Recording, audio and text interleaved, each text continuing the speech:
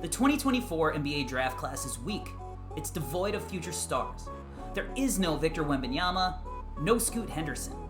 That is what you've been led to believe. But the NBA draft remains unpredictable, spitting out and giving us new stars even when we least expect it. Enter 7-foot French phenom Alex Sarr, currently suiting up for the Perth Wildcats in Australia's NBL.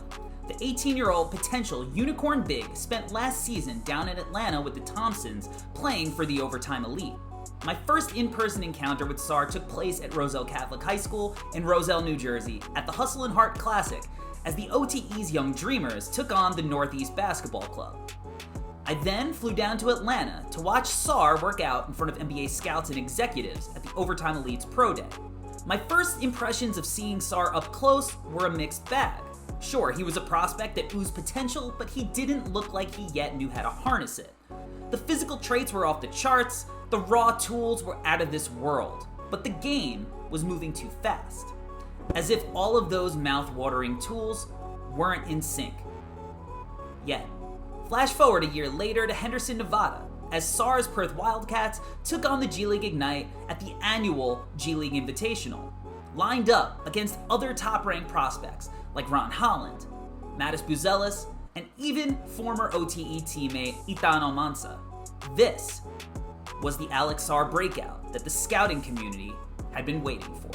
During Sarr's stints in the Overtime Elite and FIBA U19 tournament, Sarr's game had mostly been theoretical. The question, what could he be, was discussed more than what he was. The G League International Showcase gave us a glimpse of an all-new Alex Sarr, one who looked like he had put all those enticing flashes together. Sarr has taken that momentum and continued to put on a clinic through his NBL season, highlighting all of the ways in which the 7-footer could impact the game in an NBA setting. And it all starts with the defense. Sarr has the length, timing, and tools to be a menace around the hoop. Sarr's put a lid on the rim early and often, showing off his defensive awareness and ability to cover ground, coming over from all over the court to protect the rim and swat shots. Whether he's getting vertical from the low man spot like he does on this possession, stuffing the Ignite's Tyler Smith, or reading the drive and coming over from the free throw line to protect the rim from the weak side, Sarr has shown how versatile his rim protection skills are. That versatility is on full display on this possession, as Sarr perfectly reads the cut from potential top 5 pick Mattis Buzelis.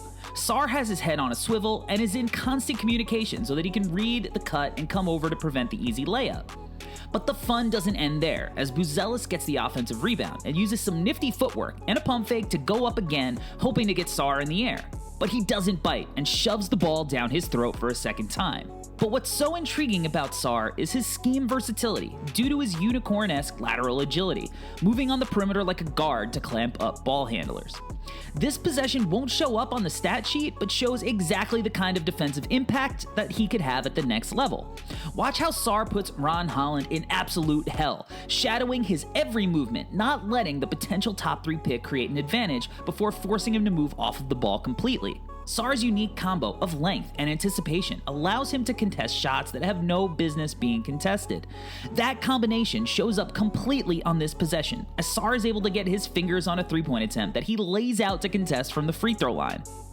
Now, Sarr isn't a perfect on-ball perimeter defender yet. There are times in which he can play without physicality, mostly relying on his athletic tools, letting the ball handler dictate the possession, as he does here, allowing potential first-rounder Bobby Klintman to take it to the rack unimpeded.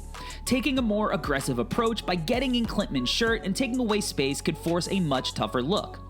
But even still, Sarr's defensive influence has been massive, and has shown that he has the potential to become a major impact defender that can anchor your team's defense at the next level. Now, Sarr's intrigue lies not only in his game-changing defensive potential, but in combination with a raw yet versatile offensive skill set. Sarr's athletic movement skills translate to the other side of the ball, where his length and athleticism allow him to play well above the rim. Sarr can serve as a dynamic pick-and-roll partner, allowing passers to toss the ball near the rim and tell him to go get it. He can play out of the dunker spot and punch drop-offs. He'll dive to the rim and finish off of a quick first jump, and he'll clean up the garbage and rock the rim off putbacks.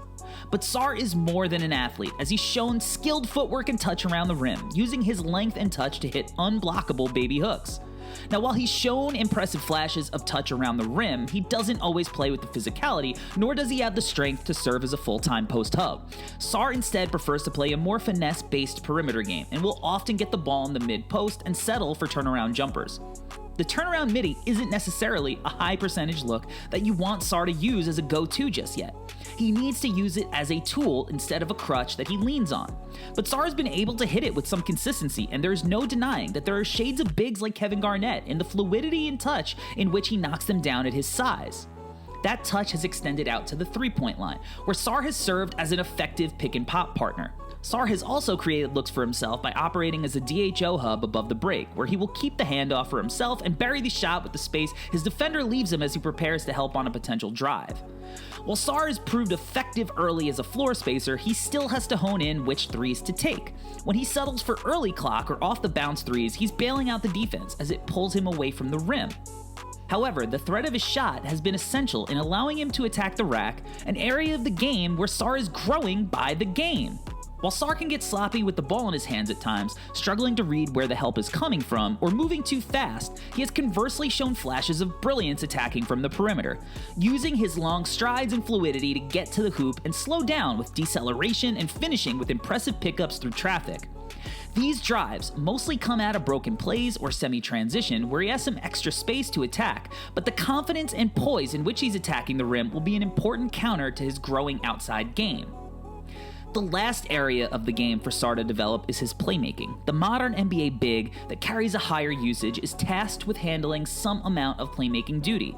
NBA teams like to initiate offense through bigs from the perimeter and expect them to make plays out of the short roll. Sarr is still a work in progress, but there have been some flashes of NBA processing. Sarr's read out of that short roll here against Melbourne United, hitting his shooter as the help rotates to tag him at the rim, is encouraging, and Sarr is trending in the right direction.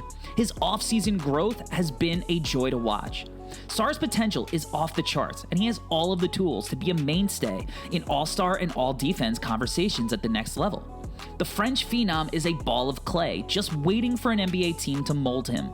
There were certainly questions about Sarr heading into the 23-24 season, but those questions have mostly been answered. Sarr's play, combined with his seemingly limitless potential, has made him a legitimate contender to hear his name called first overall in June.